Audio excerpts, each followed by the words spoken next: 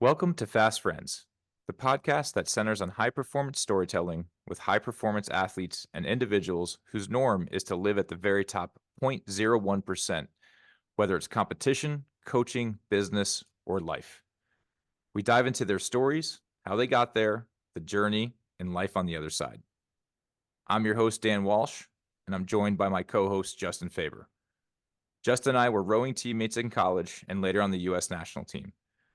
Though we went on separate journeys, since then we've come together to bring these stories to life and share perspectives with our audience as well as our guests. I'm going to introduce us, and you're going to interrupt me because it's going to be fun. It's going to be funny. Okay. All right. All right. Okay. It's already funny. It's already funny. Yeah. Last week when I went to Juicy, it was boring. Yeah, here we go. All right. Welcome back to another episode of Fast Friends with Dan Walsh. Really excited to have one of my fast friends who I met after I was done training, Kerry Simmonds. She's an incredible coach, an incredible athlete, and she's doing a lot of amazing things on the health and wellness side and rehabilitation side of the sport. Kerry Simmonds, we're really excited to have you here. Thank you. Thanks for having me, guys. Yeah. So, and before Justin takes it away, I am going to interrupt. Before Justin, formally introduces Kerry, just directly to the audience, breaking down the fourth wall here. If you're enjoying, we're coming up on 10 episodes here. If you're enjoying the product, if you're getting through the episodes, you're loving it. Please make sure, like, subscribe, all that good stuff. Leave some comments, share the show with your friends, because really, like, expanding the reach is going to enable us to up. I think the stories are great in and of themselves, but the more reach will allow us to really up the quality of everything around us, help us get out to Spotify, Apple, broaden beyond the YouTube landscape. So yeah, that's just just like, subscribe, and share. Okay, if you're enjoying thank you for that plug, Steve. Thanks, Without Steve. further ado, our guest who's waiting with bated breath, Kerry Simmonds is on tonight. So yes, I agree. Everybody like, subscribe, follow. But the woman of the hour is Kerry Simmonds, and I'll just give the guests a bit of a showcase of who she is and why she's here, and obviously a little bit of her background, and then we'll hear from her about her story directly. But Kerry's a 2016 Olympic Gold Medalist, two-time world champion. She grew up in the San Diego area, so West Coast like Lou, where she was a high school athlete playing basketball and cross country. She was not a high school rower. She wasn't recruited as a high school rower. She was actually introduced to rowing when she got to the University of Washington, where she was a walk-on as a freshman. And we've talked about this on the show before, as far as the blind bliss of walking on and just doing the work. So we'll hear about that in a little bit. And then at UW, she was really successful. She wound up becoming the team captain her senior year, and then graduated in 2011 with a degree in biology and physiology. After graduation, Kerry went on to row with the national team for 5 years. Again, during her time, she won multiple gold and silver medals in international competitions, again, culminating with that gold medal at Rio in the women's 8. Following that, she went on to coach and stayed within the rowing community, where she was the women's rowing coach at Oregon State University. And then more recently, she's transitioned out of full-time coaching, where she just finished and completed, congratulations, her doctorate in physical therapy at San Diego State. And she's currently supporting patients in practice. So, hell of a story that we're going to go deep into. Kerry, I'm thrilled to meet you. I'm psyched to have you on, and can't wait to dive into it. So thank you for being on today. Yeah, thanks for having me. I need to update my LinkedIn profile a little bit, but Sure. That was a great intro. Okay. Yeah. Sorry, I'm adjusting this lamp. I don't really love being right in front of it, but yeah, thanks for having me, guys. No worries. Well, Kerry, Justin always has a great way of introducing the guests and kind of reminding us all that we've done some pretty cool stuff in our life. And I always have a really fun time talking to the walk-ons because it's a little bit different because you're obviously an athlete in high school, and it's a transition to kind of meet rowing as an adult. I think even a young adult, when you're 18, you've made this transition from high school to college, and we all know it's a brutal sport, and it's so awesome to know that you are going to have this perspective of like human physiology, both as a DPT and an athlete. But what really calls you to the adventure of rowing at UW? Like, what was it that the sport started to draw you in and made you think, I want to be part of this? I think my investment really happened spring of that freshman year. Originally, it was like a way to stay fit, which is kind of like a joke because I think we all know rowing is like incredibly physiologically demanding. So like as far as staying fit, that's an understatement. But it was also a way to meet people. And I think having been a 3-sport athlete in high school, by spring of senior year, was pretty ready for a break and just to be a student in college. But of course, you know, summer rolled around and that accountability of workouts was definitely something I knew I needed. And so rowing was just kind of a way to see if it was a good fit for just staying kind of relatively fit and meeting people. But spring of that year, being able to wear the big W and represent my university and, you know, feel like you're a part of something bigger was kind of where that investment started. And then I'd say it just grew with getting faster and starting to see myself improve. And sophomore year was definitely a big year for some big improvements. So you guys know this, the sport just kind of like, you don't even know it's happening. And you're just like, wow, I'm really invested all of a sudden. And I don't even understand how that happened. But, you know, I just gradually, you want to, you know, not let your teammates down and keep working towards getting faster.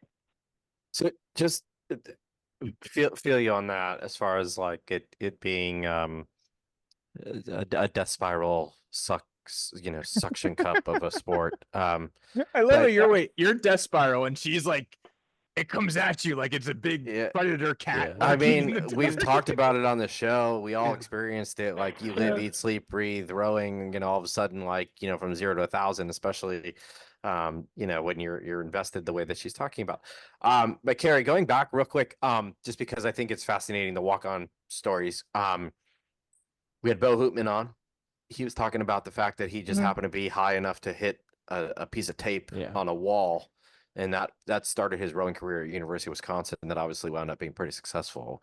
But just curious for you, like, what was just even the, so you go to UW, you're from San Diego, you go to UW, happens to be one of the top, rowing programs in the country, which, again, like coincidentally. But I think the other piece of it too is how did you actually just say like, hey, I'm going to go try this rowing thing? Or like, was there somebody who was like, hey, come down? Or hey, physiologically, like, you're a good build for this. Like, what exactly got you to the boathouse to even start the process? And then was there a bit of a like attrition process with some of the people you may have met? And you just like, hey, I really like this, I'm going to stick around. Was it Bob? Who was the freshman coach at the time? Bob he became the women's head coach when I was a freshman. So he went from the men's team to the women's team. So he was varsity. The women's the novice head coach when I was there was Erica, and I think it was Schwab. I'm blanking on her last name, which is like really kind of not cool of me because she, was my first rowing coach. I want to say it was Erica Schwab. But I had a teammate that had like Erica, something like that. So I might be blending the two. So to answer your question, Justin, the women's soccer coaches we had mutual family friends. So they actually, my mom and I went up to go visit campus, and we were just, to see if I liked that school. And they gave us a little golf cart tour, very unofficial. But I remember like being in the stadium and, this is the football stadium. And she was just like, you're tall, and you don't need rowing experience to try out. You should try out for the rowing team. So that was where the seed was planted, and that was spring of, senior year. Your senior year of high school. Sure. Okay. Of high school. Yeah. So, and then I decided like, I'm going to go to that school, but still wasn't like, I'm going to row. And then at orientation, I met a couple of people, a woman that was going to be a coxswain for the men's team, and then another woman that was going to try out for the novice team as a high school rower that, was going to, got, unofficially recruited, whatever the word is, I forget now, but like, lightly recruited. She didn't end up making it. So there was that attrition. So I'd say like when I first met people, there was a fair amount at that tryout, and it was like maybe 2 weeks. And they kind of named the novice team. And I want to say like my senior year, there was not that many from my class, actually. We did not have a big class of 2011 on the Washington team. So I don't know if that was your question, but there was plenty of attrition through that period. Was. It was because I think that, and we again, it's just the recency bias of some of the other folks we've talked to who've like walked on into, again, you have 4 people on the call that spent their entire high school careers chasing, a collegiate experience for rowing and all these things. And we find it so interesting, the dynamic of what you don't know might actually be really impactful and a really positive thing. Because again, like we're getting there, we're like, all right, cool. We've already put in 4 years, 5 years, whatever it is. And now you're like, all right, cool. I'm starting another chapter. Whereas your first chapter is that walk-on experience. And I think the other piece of it that's really interesting is just, to your point, it's kind of a joke to be like, oh, I did the rowing thing to stay in shape. It's like, yeah, you're probably in the best shape of your life. But I think that's just also where it's been really interesting to hear just the stories, the origin stories. We've had people say I was tall enough to pass a piece of tape on a wall. I got somebody come up to me in a grocery store, Car and Davies, to row. Like, so it's very interesting to hear just the seed. I'm curious, what is like, did you ever find out, Kerry, like what is like the UW, like, is there like a common spot that everyone passes through? Like, I feel like there's always that story of like, how like every 7-Eleven has like the height chart as you walk out of the 7-Eleven. And, when you're not robbing the store, it's always fun to like compare yourself on the height chart there. And like, it's fun when you're robbing the store too. It's fun for you guys that are like 6'5" plus, like the guys that are 5'8" like me. It really doesn't make a difference. But God. And but like rowing coaches, like there's always those stories, right? Like when I was working with Kate Maxim at Princeton, we'd walk around like the registration fair, and I from afar would look for women who were taller than her, and like, okay, that's how I can figure it out. Bo's story was at Wisconsin. There's like a staircase that everyone comes down, and like the coaches would put a piece of tape on the staircase, and they'd always be like, when they saw someone they thought was tall, you'd look at like the tape and just double check, like, are they, you must be this tall to ride the ride. I'm like, did you have any of that like at like Oregon? I hear what you're saying. Did you find out what I understand what you're saying. Yeah. No. So give us UW secret. No, there's not a secret area that I'm aware of. But as someone that did recruit walk-ons for Oregon State, like totally, like you get really good at kind of knowing what a person's height is. I think there was like a heavily trafficked area near the kind of fountain in the Red Square at UW, which was typically where the rowing tables were. And I know this because I was like on the flip side, a senior captain, kind of trying to get people to walk on. So part of the recruiting was also people on the current team passing out these like, walk-on flyers. But I was not given one. I think I got one in the mail, like everyone does. I think literally every female that is going to be a freshman at UW gets the same flyer. And it was like, if you're, 5'8" and above or highly athletic, you should try out. So that was maybe like a very like generic thing that I got, but I legit just showed up, and the other plus was the boathouse was on campus or, walking distance. So that was not a barrier. I think if I had gone to a school where the boathouse was a drive, I would not have rowed. Yeah. So like, Yeah. you know, it's your path is your path. It's interesting to think about, why did I pick UW? And like, if I'd picked a California school, would it have been different? Probably. Yeah. I also think, we had Giuseppe on just recently, and he went to UW too, and from a different standpoint, like heavily recruited. And again, I just can't get that image of like the way you described rowing just kind of sinking its claws into you. But at the same time, you have this smile on your face about it, right? Like you welcome the challenge of wrestling this large animal. UW at that time, 2011, was really having a great rise in women's athletes. I think an unknown fact that most people don't know is like on average, 50% of our Olympic medalists are walk-ons in college. And I think that's fairly even split between men and women. So the best people in the world picked up the sport when they're going into college, and you're one of them. And I think that at the size of what the UW roster is on both sides of that boathouse, you have some really amazing athletes that are in that system at that time. And here you are, never experienced the sport before, just making the novice team. And for those who don't really understand rowing, novice in rowing really just means you are a novice. You know nothing, right? You are experimenting with this sport for the first time. And they're cutting people within 2 weeks. That's a pretty significant cut, I feel like, that you survived that early on. And as a walk-on, did you feel that it was almost they kind of give you just a ton of work to do and see if you're tough enough? Was it actually trying to gain fitness? Was it to see if there was skill?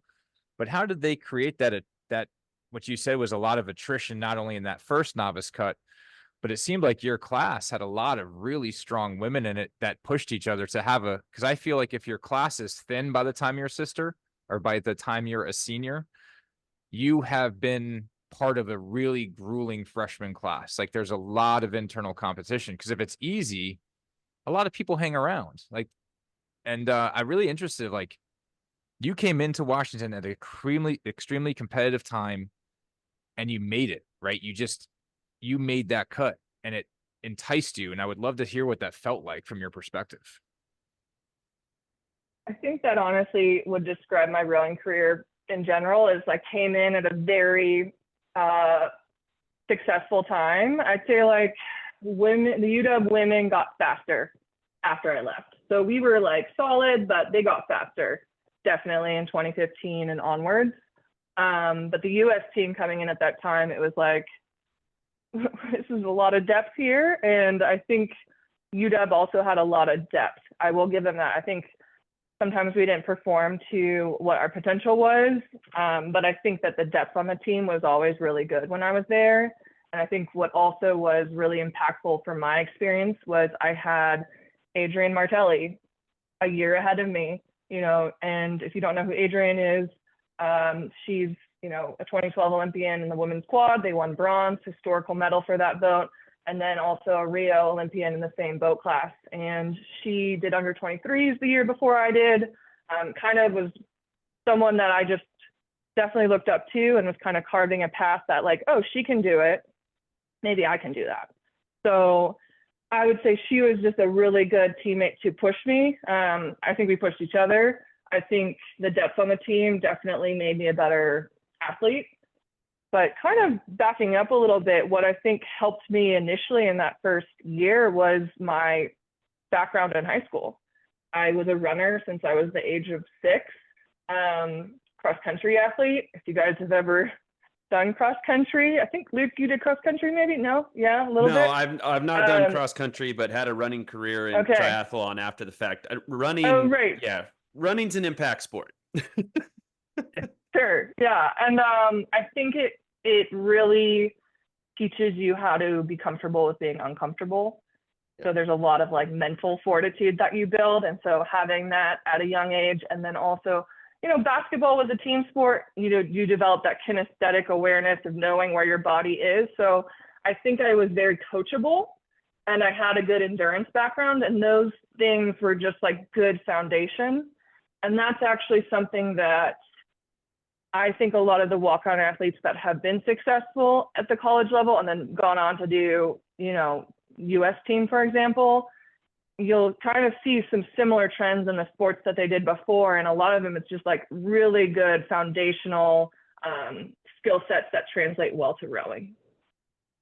Yeah, that's incredible. I think from a coaching perspective, yeah, the multi-sport athlete is really I recruited important. cross-country athletes. Yeah, I looked at the sports people did. You know, no offense to volleyball players, but if they only did volleyball, it never really turned out well to me. So just from a recruiting standpoint, I was looking at the athletes that they had to really like endure to perform in their sport. And, you know, obviously I think height does play a role in rowing, but just like even the scrappy athlete, you know, you can tell like they're going to do well at the collegiate level if they're tall enough. So I've seen plenty of height not have maybe like the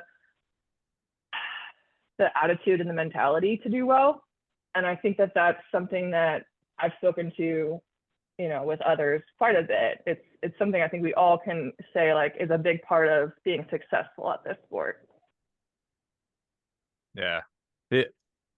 And I think that's way you describe cross country and what it gave to you in terms of the physicality. And Luke, I love how you call it an impact sport. You know, so then what do you call football? Where you run and then you run into each other? Super impact.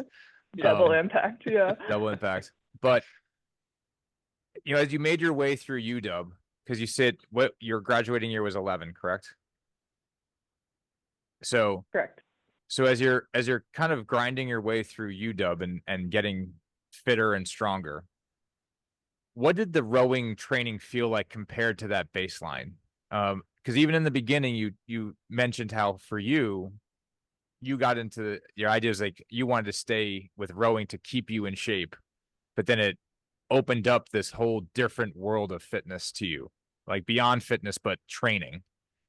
And especially now that you have this, you know, this really deep education in what human physiology is, tell us a little bit about what your approach to the grind of training and rowing was. Like, what did you do to help get yourself stronger in UW amongst those women with Adrienne Martinelli there, you know, with the men's side having some pretty significant athletes? And how did you start to really embrace the grind and own it and really like kind of what work, like, is there a workout that you can think of that you started to know that you were good? I think the 6K was kind of my jam. That was like a sweet spot for me. I didn't actually remember this, but I saw Adrienne recently and she was like, you were the fastest at one point on the team. And I was like, I was. I honestly did not remember. So I knew I was good at it. And yeah, I think that to be very honest about this, I don't think I peaked in college. Like for sure, obviously didn't peak, but like I think my college experience was very paced, whether it was a little bit self-paced and also just kind of with the first year being a novice team. I think it's so amazing if a program can have like a freshman novice group because it really is enjoyable and we're not doing as much volume. I felt like I really could kind of ease into the sport. I remember sophomore year, I did a pairs camp, and that was so helpful that summer to learn how to move smaller boats. And then I think junior year, you know, that next summer I did under 23 camp, and that was again like a big like learning experience. So each summer between college, I kind of had opportunities to, yes, do a little bit more rowing, but also cross train, which is not done enough in my opinion. I'd love to talk to you guys about this actually. But I think it was just very paced, and I knew by, you know, senior year, I was like, I'm not done. Like I have more to give to this sport. I'm getting faster still. I want to see how far I can take this. So for me, it was very personal. Like I knew internally, like I want to see how fast I can go. And up to that point, I think what had made me quite a bit faster was just being really intentional and trying to get more efficient with my stroke. And I think a lot of what UW did really well was we did a lot of pairs rowing in the fall. So it really was a great opportunity to learn how to move a boat, and to kind of try to be more optimal with your rowing stroke. So I think that kind of carried on into the US team career, and just trying to get a little bit faster with every kind of practice and think about how I was rowing on the erg, not just zoning out, like actually taking time to think, how can I make this number stay here while doing less? Or how can I like get the same, you know, like a split more, but like stay relaxed? And like, I feel like I just kept getting more efficient, and I honestly don't think I was the strongest. I wasn't the fittest. I wasn't the crazy, you know, the most like, let's go for it. But I think I was efficient by the end of my career. So I think that was just something that I built when I was at UW. Slowly, very slowly built that.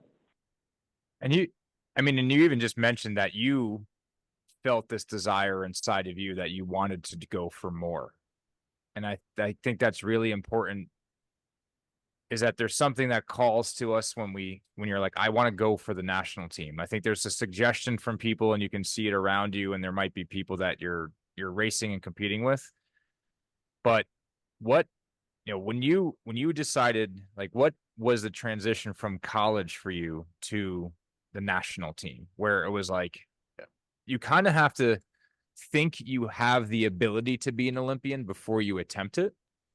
And I'd love to know when you thought you kind of had that mindset where like, I'm going to push myself because I think I can do this. I had this thing where I gave everything 2 years. So when I made the team at UW at novice year, I was like, I'm going to do this for 2 years, and then I think I'm going to study abroad. And then by the time those years rolled around, I was like, I'm in it, like suction cupped to the face. And, you know, like had earned like, was at that point earning scholarships. So like, that was also kind of like, the team's investing in me, I'm investing in it. For the national team, I was coming in the year before the 2012 games. So like, very realistically knew that this was going to be a very hard team to even crack into at that point. So I kind of went in being like 2 years. I'm going to give it 2 years. And I'm glad I honestly thought that way, because that first year was really, really hard. You know, you're coming in from being one of the top athletes in your program, feeling very supported. People care if you show up to practice. Like you have an impact on the team, to being, you know, a handful of new college grads and feeling like you're the slowest. You're doing a lot more volume, so your numbers are getting slower. You know, you're up against people that this is maybe their second, third Olympics that they're going for. So it's just like these gals are badass, they're fast and very intimidating. And it was a really kind of intense year to be there. Steve, you were there for that, weren't you? Were you around for that year? For as that a coach? year? No, because I was still trying to make London. That's I gave it one more year too. So you were around later. Yeah. Okay, fair enough. But Steve and I were at the stage. Can we hang on? Can we hang on for a year? That was the stage Steve and I were in. I was also in that stage. Like, can we hang on for a year? No, it was a lot. I was in a single for a lot of it. It felt like, I think I joked about it a couple times, like it felt like the Hunger Games, because you're literally in this kind of small group of you know, newish people, and you're not given that much attention. You know, focus is on the group that's going to be competing that next summer, and you're doing a lot of just volume, and it was such a grind. And you know, you're not going to the training trips, you're not going on the team trips, so you're really just grinding. So it was a really challenging first year mentally. I think I earned the respect of those around me by sticking it out. So when I came in for that next year after London, it was kind of like a reset. And I felt a little bit more settled because, you know, I'm now living in New Jersey, not the West Coast. So this is new. And yeah, it was a reset. And that summer ended up seat racing a lot, but made the 8 that went to Lucerne for the World Cup. And we were a pretty new group. We had Caroline Lind and Amanda Polk, and that was like the 2 veterans. I guess Caitlin Snyder had done some World Cups before, but 5 of the 8 were, or 6 of the 8, excuse me, this was our first senior worlds. So it was new, and we set a world record time. So it was just like, this is so validating, you know, we got the yellow jersey, like it was awesome. And the team that had the world record before was that 2012 8. So, and they set it at Lucerne the year before. So it was just like, not to be like, oh, I'm so glad I beat them. It was just like, I knew how much it took to be in that 8 last year, and to then be able to kind of recreate similar speeds was just like, wow, like that was really rewarding. And that's where it's like, I'm invested in this cycle. I'm going to try for Rio. Yeah. That's so epic. That's so epic. I mean, I was there for that. By that time I was back and I was done, and I was there to watch that. That was fun to be around from the outside. Yeah. Yeah. And print. I mean, and like Princeton Training Center just has such a legacy of speed too. There's just a lot of good data that if you're going fast there, you know, it can be fast somewhere else. But to come back and break the world record that was set before, I mean, that's just such an amazing visceral feeling. It's something that athletes dream to happen. You talk about a confidence boost, and it really just kind of sets the tone for you. Yeah. How did you start to carry that? Because a cycle is a long time, and that's a really big high to come off of. And, you know, 4 years is a lot to commit. I think we all gloss over it sometimes, but it's really important for the audience to know that first year, I don't know how you felt, but I used to feel like that the beginning of the non-Olympic, you know, the first non-Olympic year, like the year right after the Olympics was, oh, it's only going to get harder from here. Like that's kind of what I used to feel, but I don't know if that was the same for you in that moment. I don't think I thought too hard on that, in the sense that I knew I had to get faster if I wanted to stay in it. Like I knew we were going to keep getting faster. I think in a way, being present for the Olympic year in London and watching it like very firsthand kind of gave me some insight on like the intensity of an Olympic year. And so I think the years of 2013, 2014, and 2015, they're just not as intense. There's more boats that get to go on trips. I kind of had an understanding of like what it took. So I think it was just more like, okay, that's my goal.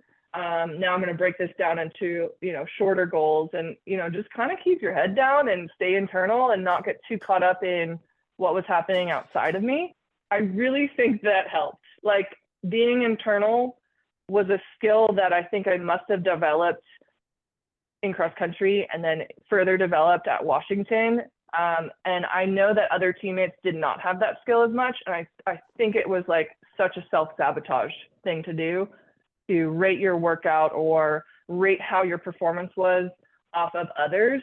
Like if you can kind of keep focus on, that was actually a PR for me on that workout, I'm getting faster and I want to just, you know, keep going. It's motivating. So I think I was able to keep motivated by staying pretty internal.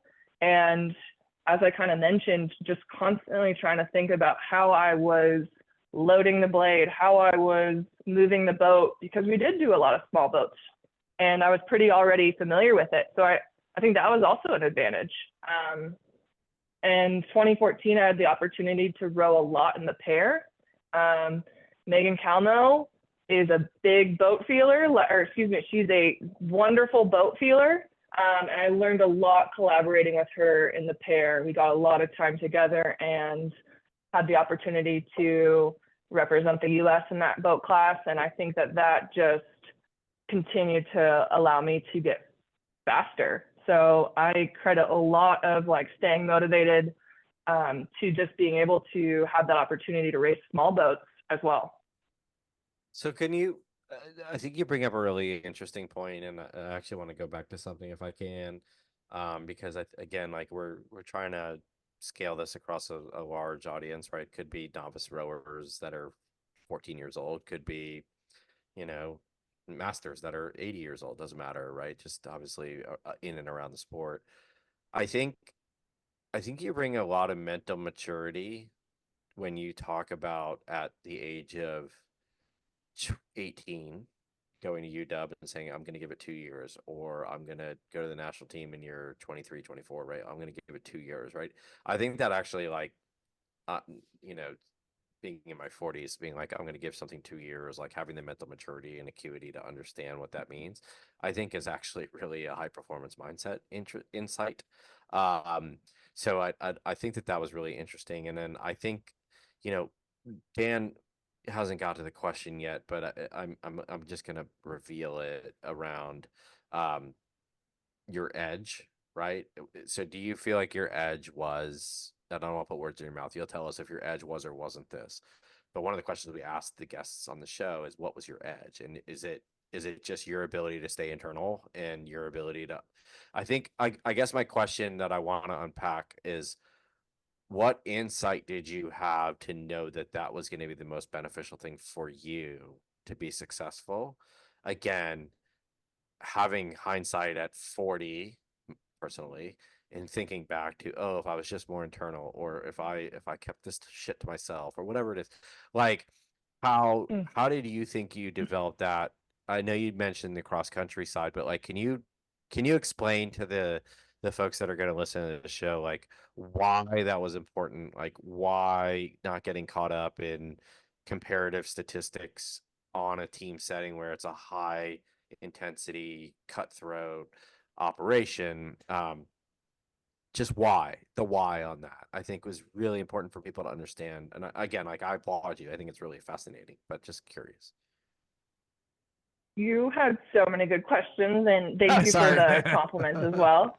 So, no, I want to go back to your question about the edge, because I think the first thing that came to my mind was a couple things. So I don't know if I can take it down to one. Okay. I think my approach to, practice and rowing with people was pretty easygoing, and I communicated well. Okay. I think I've always been oh, can you hear me okay? Yeah. Hello? Oh, okay, sorry. So I think I was pretty good communicator quite early on. I think I've gotten better as I've gotten older, but I think I genuinely wanted people to enjoy rowing with me. And I think that's actually a really good aspect to, that's a good thing to try to do. Like, make it like you're on a team now, you're in the same boat. So like, work together and you'll both go faster. And I think there was a couple times that I remember just not quite jiving with the person I was rowing with, and actually, like, after practice, pulling her aside and being like, hey, that was not enjoyable for either of us. Like, how can we make this better? And I think that earned me a lot of respect amongst my teammates. And I think that it made people want to, enjoy rowing with me. And that does accumulate, like, you're associating good things with that person, you're going to want to go, hard with that person. So you trust that person's also trying to support you. And I think that was a little bit of my edge, is just people associated good things with rowing with me. And then I think on the flip side, or the other side of that, is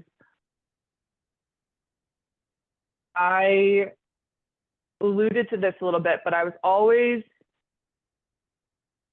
not always, I won't use terms like that, but more often than not, I was trying to figure out how to go faster. Yeah. And not settling or being complacent. And I think that sometimes we can get really comfortable, and if you can continue to push, you will surprise yourself, but also to be at the elite level of your sport, you have to be driving the whole time. So I think that whether it was on the erg, just kind of using the mirrors and thinking about how I could be more efficient and or more intentional with my rowing out there in the smaller boats or bigger boats even. It all added up. So I think that those two things were what I would say big factors in my successes. Cool. I mean, it shows, right? It shows in your results in the pair, it shows in your results in the 8.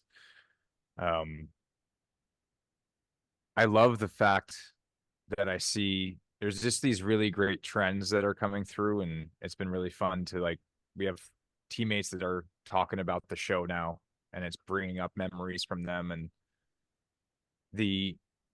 I think the really interesting thing is that there is a cohort that does well, there's a cohort that wins, and you had pretty good success leading up to that gold in Rio.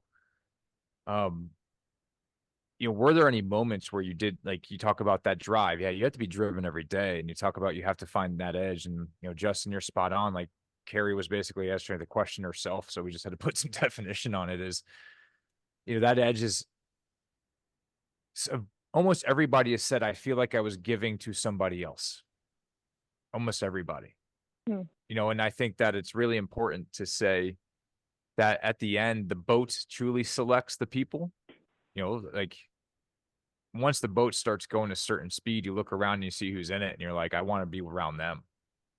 And I know I was a little bit different. I was knocking on the door of being able to maybe be the top in certain things at times, and that was important to me, trying to figure out how to be the best. And it didn't always pan out. And so in some of those moments when I didn't, I wasn't the best, and maybe I was the second or third, I had to dig pretty deep to kind of get over those, because I think about how fine of a line it is up there at the top. The tip of the spear is just it's so little room to put your feet on it.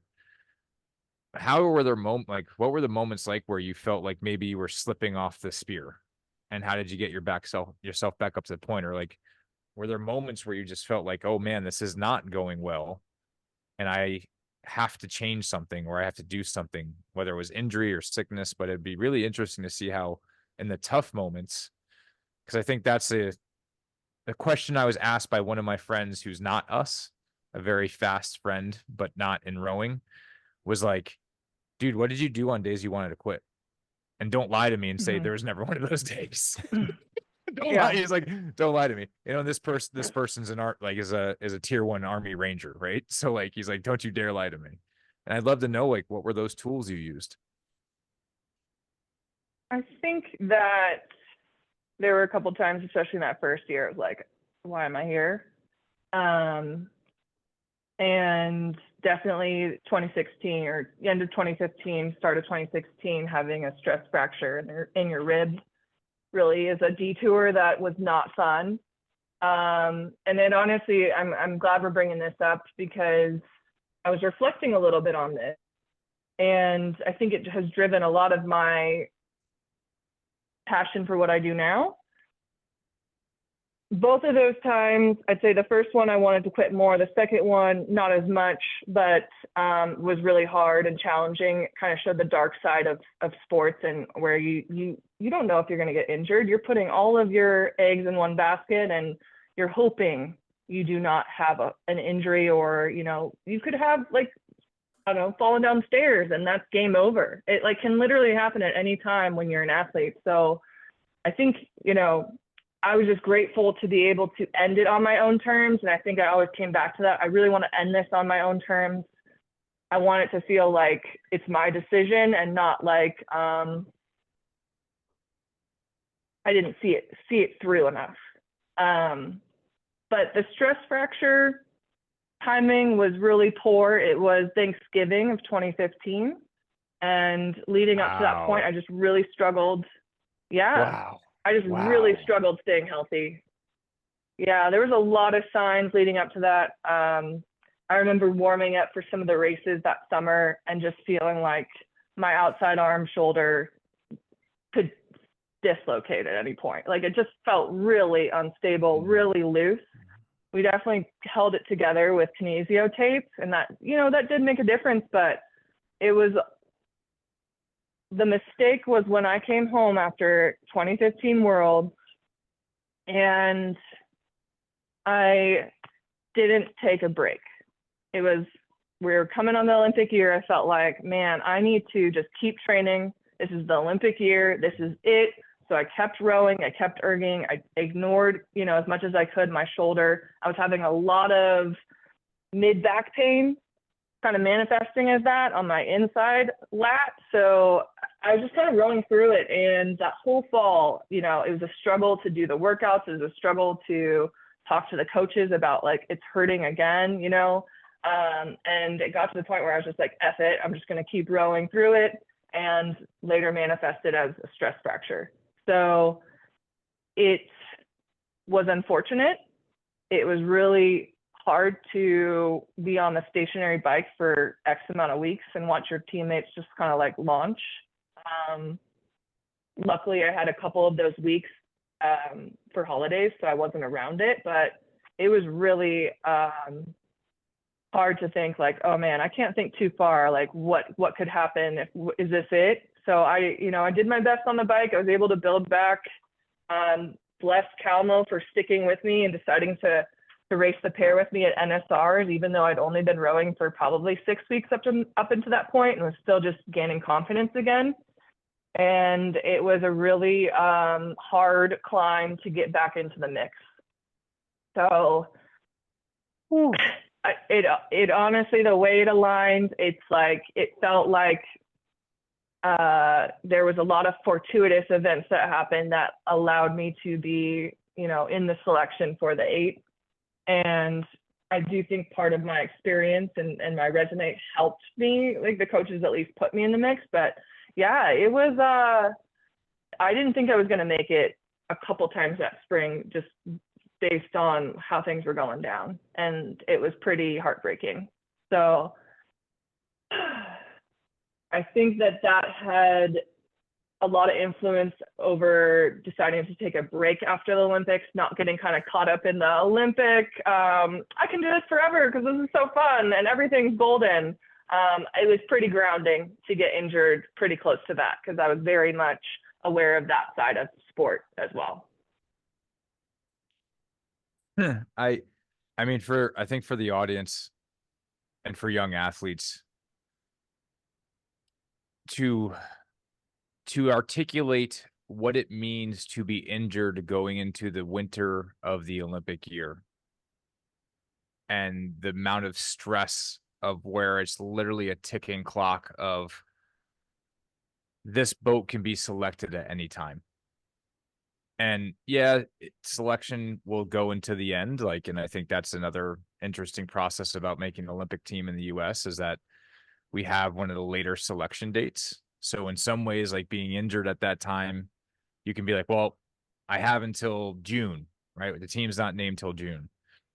But that's really only like 1 or 2 seats, and you have to, and if you have to be exceptionally good, I think, to think that you could come back from injury and get one of those last 2 seats, because it's usually an athlete on the rise. And so I think the mental fortitude that you just described is just so impressive of how, again, you just use this edge. And Justin, I mean, it's like you read the 9 so well of explaining what your edge was and then just see you apply it in that moment, which is you didn't get too far down the rabbit hole. You really just it was amazing to hear how you had that maturity to say, I'm hurt. I got to stay in this. I got to do it together. To hear you talk about the teammates that supported you. And I think, the awesome part about that is, one, you're applying it to now. And I totally agree with you. I think I didn't take a break for almost 15 years. So I did that towards the end, what cost me. But I also think a really important lesson here is that you did it, right? You did all those things. You stepped up to the plate. You were the woman in the arena. You made it through to winter training. You got back to the NSRs. You convinced your teammates that you were worth investing in. And we got to the end of that summer and you were put in that 8. And Justin, You guys you are steal great my hype question. men, by the way.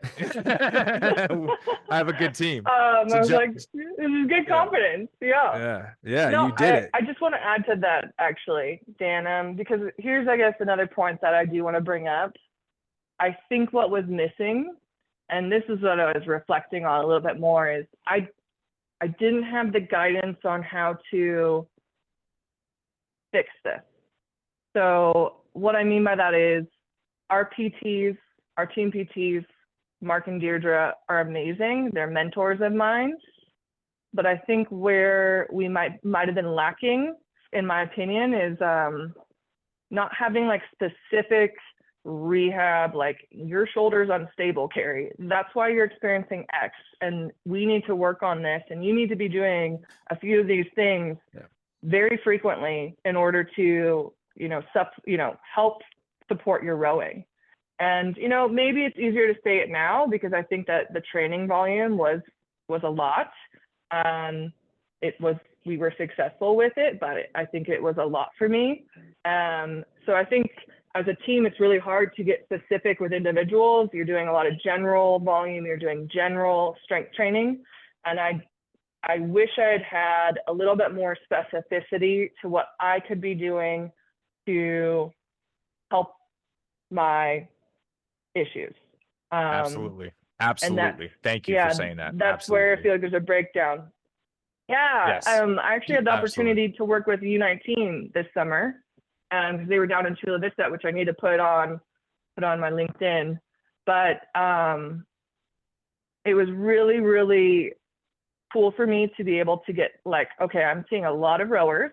I'm seeing these trends with them, and also start to teach them a few things like, this is what I want you to do in your warm-ups every day, and see the impact even those little small adjustments made in some of these people with low back pain that they've had for a long time. It's weird how much that's normalized with high school athletes. I'm not quite sure they told their coaches about it, so there's maybe a disconnect there, but it was a lot of athlete education on, cross training, how to use that, and like, here's some things, here's where you should be feeling it when you're doing this exercise. This is how I want you to do it. This is how many times I want you to do it.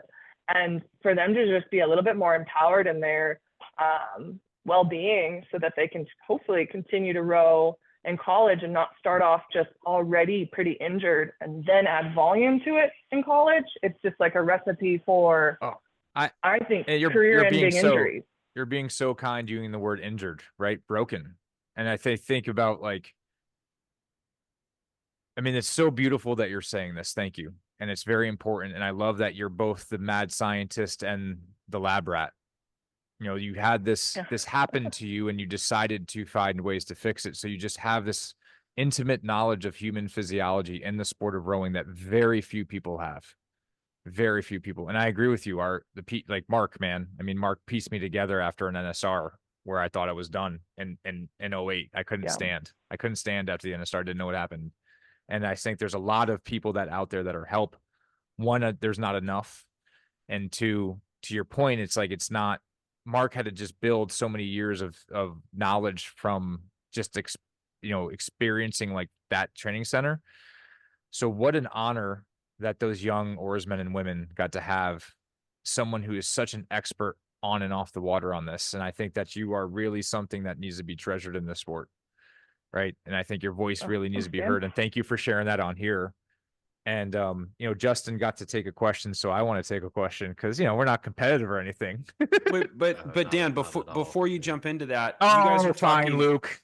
You guys are talking about the technical componentry, right? Like the technical componentry of empowering athletes so they have better understanding, they can care for themselves better.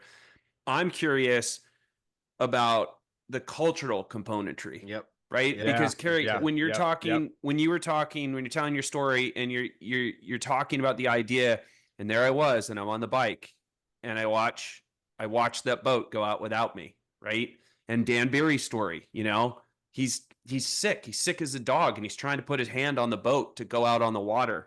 And that's visceral. That hits me because culturally in the time that we were rowing, especially, it was like, if not me, it's going to be somebody else. I'm totally expendable. I have to find a way to be in the boat. If I'm not in the boat, somebody else has taken my spot and it's over.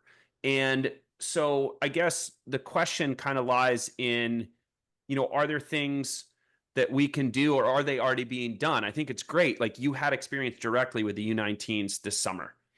Is there still that same fear amongst athletes? Like, I can't talk to my coach about this. If they know I'm injured, then I'm not going to make the boat. Or is that starting to change? And how do we roll that into the conversation beyond empowering athletes technically in terms of how to take care of themselves? How do we empower them in terms of how they can speak up and understand that they're still valued and they still have the shot at making the boat, and they don't need to hide, because it's in the hiding that the problems become worse, right? So like, what has that kind of looked like? What does it look like now? What did it look like to you then? And what does it look like now?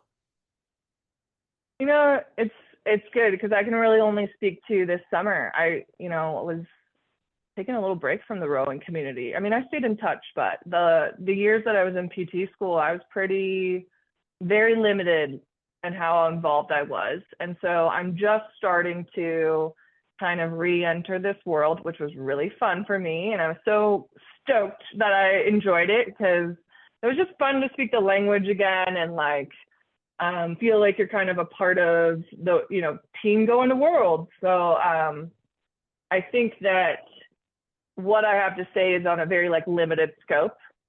But in my experience with this summer team, I thought the coaches there did a very good job of creating a culture that we could communicate about injuries, go see Kerry, like, let's have you not, row this afternoon, and just check in with her. And there was no consequence to that at that point, because at this point, those athletes had been selected. So they did selection quite early. So I think that sweet spot of like, I know I'm in a boat, is what I kind of saw. And I think that was what I experienced when I was on the teams too. That little bit of time where the team's been named is like the best time of the whole, year. Is like, I know I'm in a seat. I have a seat when I show up to practice. If I'm not feeling super great, I can communicate with the coach. So it's hard for me to say like what that would look like with these kids going home to their home programs. I want to think that some of the coaches are doing a good job of it, but I do feel like, having talked to some of these athletes, some of them were like, I've had low back pain for 18 months. And I was like, have you taken a break from rowing in those 18 months? And they said, no, not more than a couple days. And like, to me, oh shoot. Sorry, Matt. It just closed out. Do you mind turning on the kitchen light? Oh, can you still hear me?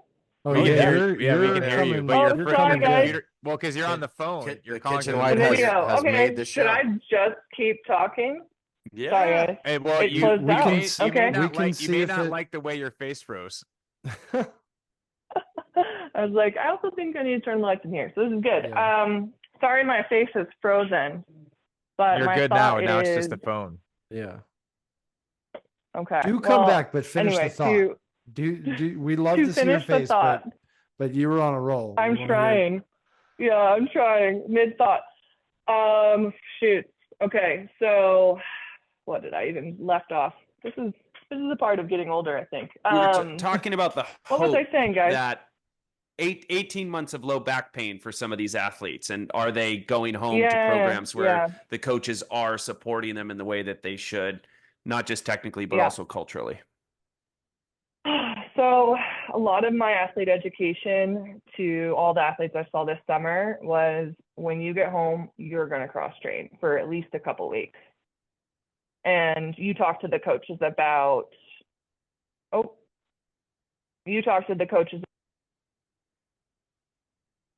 Now your phone's you're muted muted now. again as you joined back in.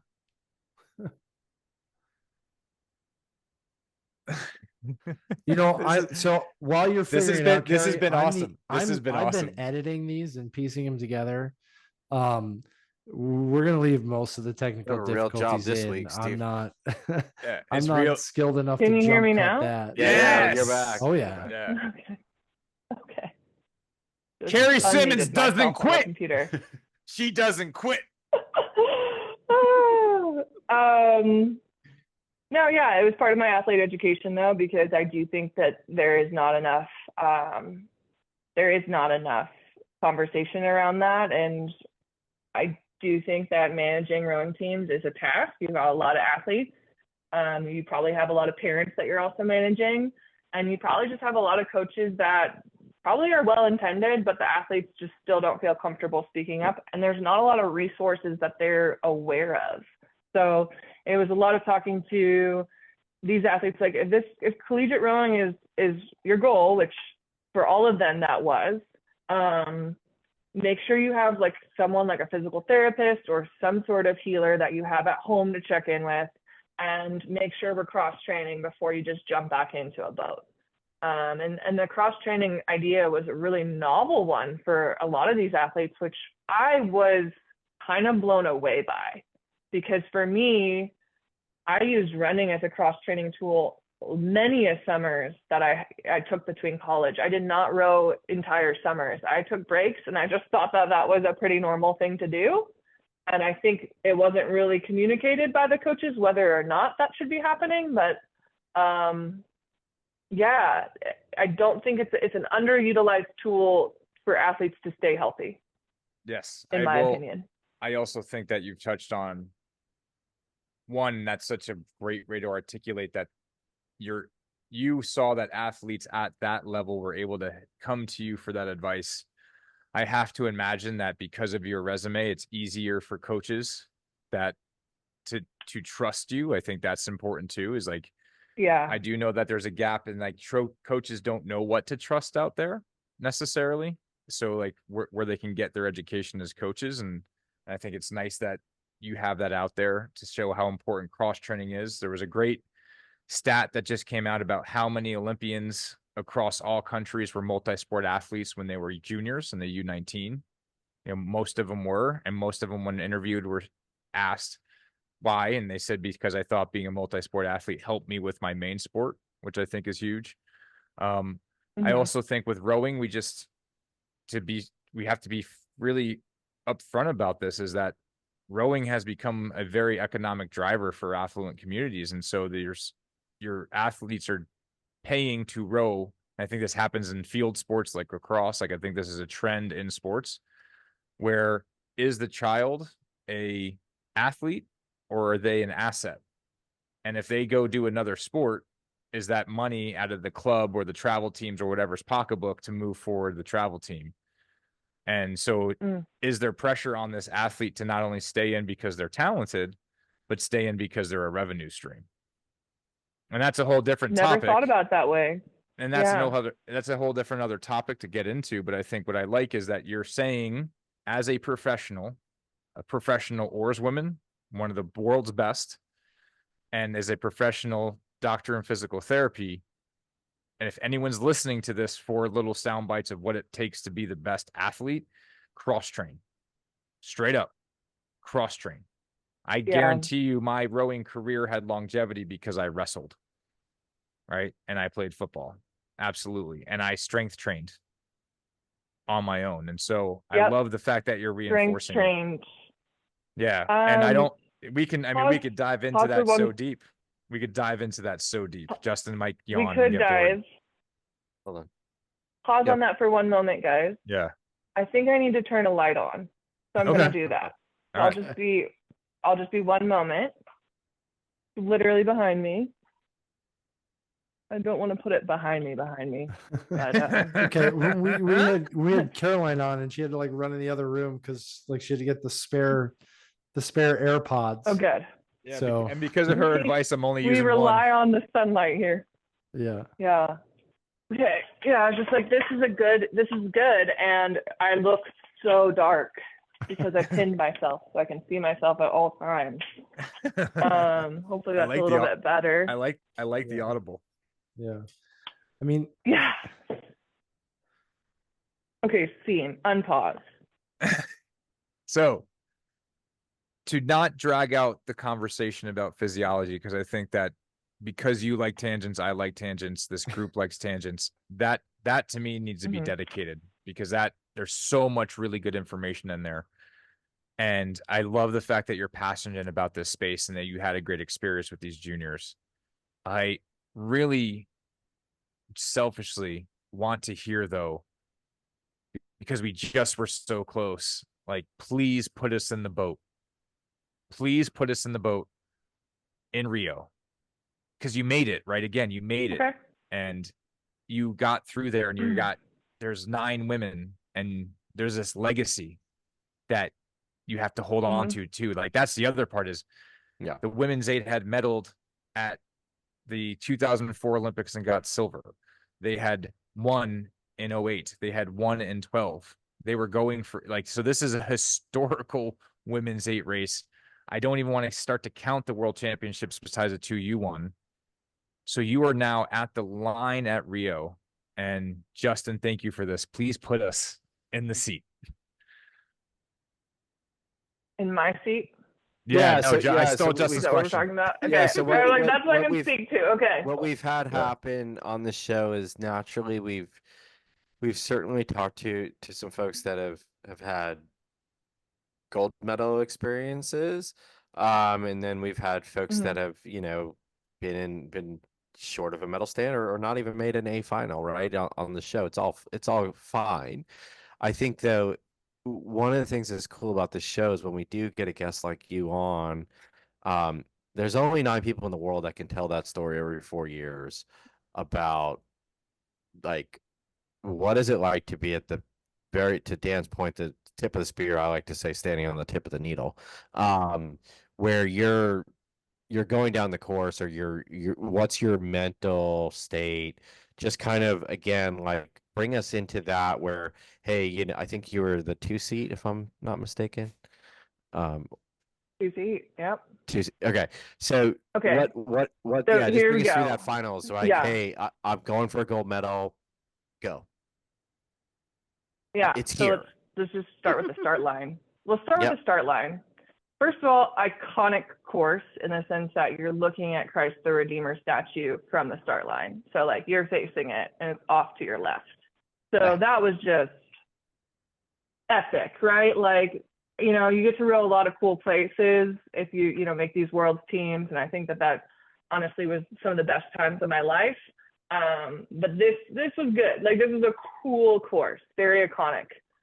So to give context to this first thought, my first ever race, so this is my novice collegiate race, was the San Diego Crew Classic. Home, get to go home for April, whatever, around my birthday. And that week kind of leading up to us leaving for the Crew Classic, I caught like 2 crabs, kind of like within 24 hours of each other. And it made me feel like really nervous about, catching a crab in the race. So I remember sitting at this like Crew Classic start line, like looking across. This is the first time I've raced this many boats side by side. Please don't catch a crab. I didn't say it out loud, but this is what I'm thinking. Didn't catch a crab, so we were good. But what was really funny is, in all my other years of racing, I never had that same thought until the Olympic final. It was like the same, like, please. I remember looking up at Christ the Redeemer statue and like, please don't let me catch a crab. And I'm not terribly religious, but it was just like, please, God. So that was kind of like a funny full circle pre-race moment for me. It was just like, don't mess this up, because we're gonna win. Like, literally, it was like, that was the mindset in the boat, was like, we got this. We're going to win if we just do our race. So it was just like, trust what we've done, trust each other, and like, just race our race. So the whole first half of that race was very internal. It was listening to the coxswain. She was going to tell us where we were on the field. I think I remember feeling like at that point, like, holy, rowing is a long enough race that you're kind of aware of it. It doesn't go by so fast, like a 100 meter or 400 meter where you're like, what just happened? It's like, no, you're aware that you're still rowing at the 1,000 meters. And it's like, I remember thinking, holy smokes, this is the Olympic final and we're like in it. We need to go. And for those that have rowed with me, and maybe you'll find this surprising, I'm actually a little vocal in the boat. It's usually pretty positive. It's always positive, but if I'm feeling it, I'll say like, yeah, or like, let's go, something. Cause like being in the back of the boat, everyone can hear you if you yell. So I think I was telling 3 feet, like, let's go. And the coxswain called a move kind of in that third 500. That was going to be the 500 we were going to own. And if you watch that race back, it's like we go from third to first, and I don't know what the distance is, but the third 500 was where we were going to, if anyone was hanging with us, we were going to make them pay for it.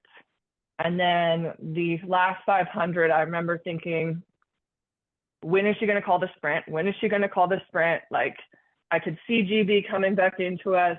She called the sprint, and at some point the line, but in rowing, of course, you're like, where's the line? And we won, and it was a huge amount of relief. It was like, we did the job. I felt a lot of relief initially, just like, oh my God, thank God that's over. Because that was there was a lot on that. Like you were saying, Dan, we were defending our 11th world title at that point. And we wanted to represent the women that had come before us. And it was really important that we reflected on like some of those crews. Beautiful. Yeah. And there was a call for the 04 crew. Because those were kind of the women that started this kind of moment in our history, women's history of rowing, that America was going to be kind of a dominant force. And so I forget exactly the call, but we all knew it was for the women of the 2004 boat. That's huge. So beautiful. And I mean, especially like this was their 20-year anniversary. Yeah. Did they know that, or just you guys?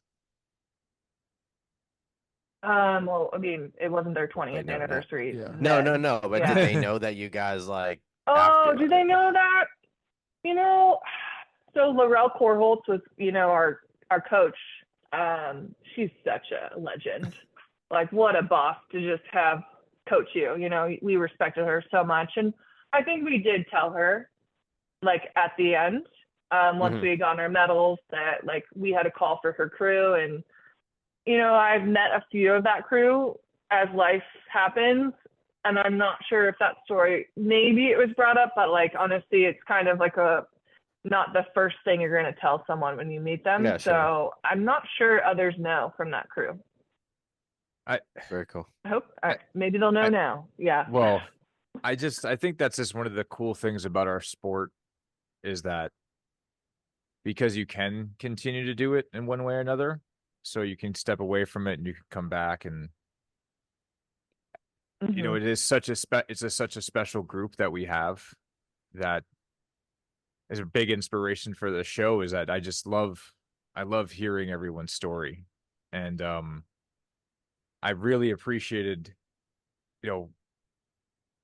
how deep we can go on all these levels, and just hearing what it was like for you women to step up to that challenge was just so incredible.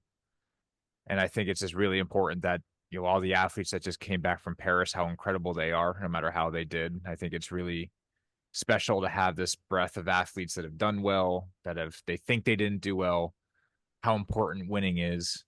I love that you said they were gonna pay.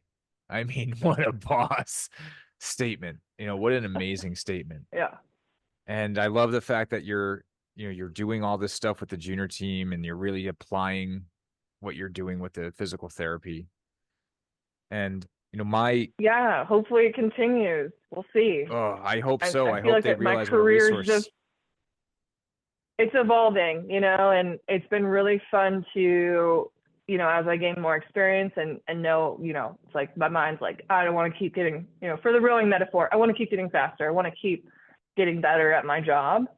But what's been so fun is blending the rowing with it, because I do feel like I have kind of more of a doctorate in rowing as well as physical therapy now. And it's been fun trying to start blending those. So we'll see how that evolves. But I mean, you were also a division coach, though. Like, let's not like gloss over that. Like, you were, so you know the whole thing. It's really impressive. The trifecta. It's impressive. Absolutely. It's impressive. It feels like it's kind of like all kind of now coming together in a way that's really cool. And I think for many periods in my life, I've felt like a lot of uncertainty, like what's going to happen. I think as an athlete, you deal with that uncertainty, like, well, I'm just going to trust that I'm going to do the best I can and pivot if I need to and adapt.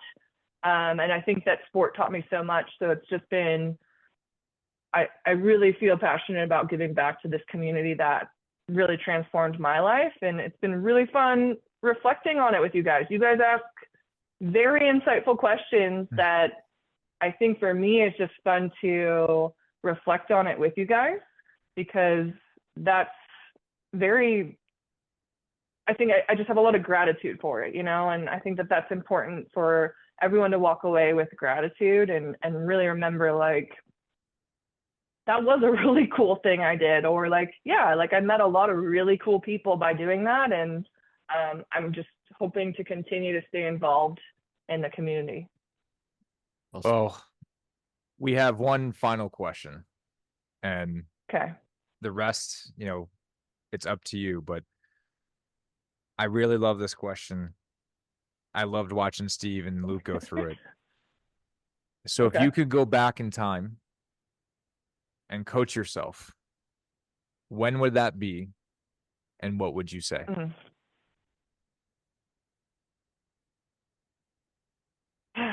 I can't turn the PT brain off here, so I think I would honestly coach myself, early on, like college days, on, hey, this is some of the rehab you need to start doing now. Legit, like, just become more bulletproof, or I don't even want to say that word, but become more resilient, because I think I had really strong legs. I had a strong core. I had really good, I could use my glutes and hips really well, and I had good mobility there, but my shoulders were not the strongest. They weren't the most stable, and I think it really still impacts me. So if I could have coached myself on that sooner, I really think it would have made that experience a bit more enjoyable, and not feel like you're surviving all the time. It's not a fun feeling to feel like you're surviving practices. It didn't make me want to quit, but like, survival is a hard place to be in training. It feels a lot better when you feel like strong and on top of it, and like, I've got this. And I had both in my experience. So I think that, like, if I had just been able to kind of give myself that insight sooner, I would think that it would have helped me even now not have some of the little aches and pains that I do. That is so PT, insightful. Can't turn it off. Yeah. Well, that's who it's who you are. It seems like it's who you were destined to be, as well as one of the most amazing stories of accomplishment in our sport. I talk about gratitude, Kerry. I have so much gratitude. One, not only that you're here with us, but the reverence that I think you articulated about the people who came before. I think this is a lot about showing that reverence, because if it wasn't for those who came before that inspired us, and I just, I've heard from some athletes in Rio that comments like, we did it because we saw you did it. And you are both inspirational, aspirational, Kerry. So really, thanks for coming on Fast Friends. Thanks, guys, for having me. It really was really fun talking with y'all. And this is the fun part, like getting to kind of widen your community and, seeing some familiar faces, and we're not all so bad. I feel like the rowers in general, it's good people. And so I am excited to see you guys around. I'll be a little bit more involved, so I'll be seeing you. All right. And any way that we can help here at the Mettle Factory, you let us know, because you're now on our team. That's all for today's show. Fast Friends, the Mettle Factory production. All opinions expressed are our own and those of our guests. If you like our show, follow along or subscribe with us wherever you get your content and podcasts. Thanks for listening.